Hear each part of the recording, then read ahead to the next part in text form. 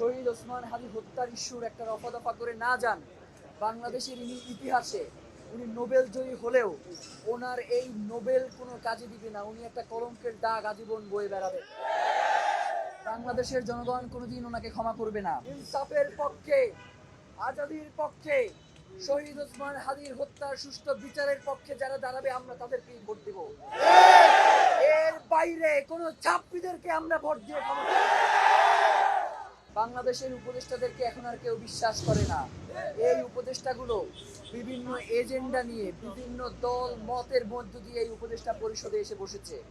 শুধুমাত্র একজন মানুষ, ডক্টর মোহাম্মদ ইউনূস, যাকে বাংলাদেশের মানুষ এখন পর্যন্ত বিশ্বাস করে এবং মনে করে যে এই মানুষটা যদি সৎভাবে কিছু চায় সেটা করা সম্ভব।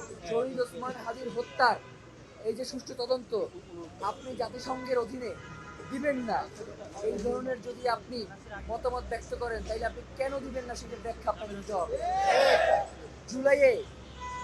জুলাইয়ে যেহেতু আপনি দায়িত্ব নিয়েছেন জুলাই জনতার, সুতরাং জুলাই জনতার কাছে আপনার জবাবদিহিতা করেই আপনাকে ক্ষমতা ছাড়তে হবে। এর আগে আপনি ক্ষমতা ছাড়তে পারবেন না।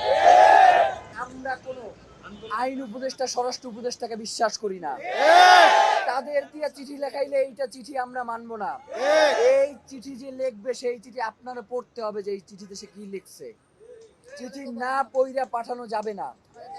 আমাদের দেখাইতে হবে এই চিঠিতে সে কি লিখছে, নয়তো আমরা কোনোদিন জানবোই না যে জাতিসংঘ কেন এই চিঠি ফেরত দিছে অথবা জাতিসংঘ কেন এই চিঠি গ্রহণ করছে।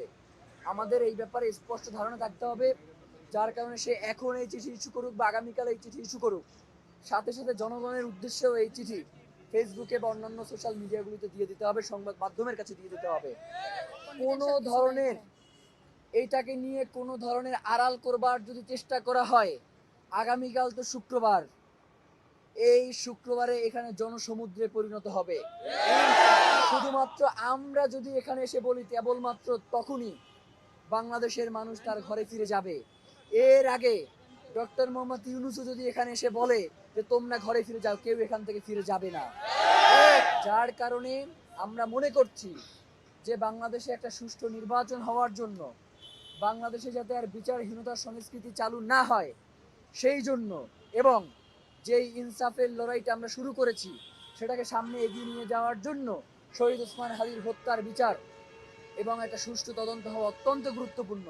এবং বাংলাদেশে যে গোয়েন্দা সংস্থাগুলো রয়েছে তাদের মাধ্যমে আমরা মনে করছি না এটার একটা সুষ্ঠু তদন্ত হওয়া সম্ভব, তারা এতদিনে বের হয়ে যাইতো।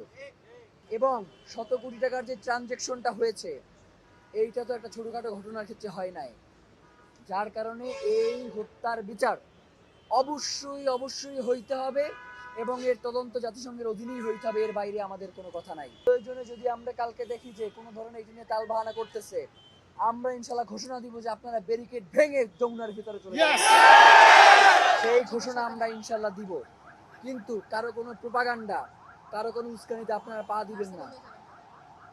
আমরা সরাসরি ভিডিওতেও না, সরাসরি এইখানে এসে আপনাদেরকে নিয়ে যাব। এর আগে আপনারা কারো কোনো কথায় এই ব্যারিকেড ভেঙে ভিতরে যাবেন না, ঠিক আছে না ভাই?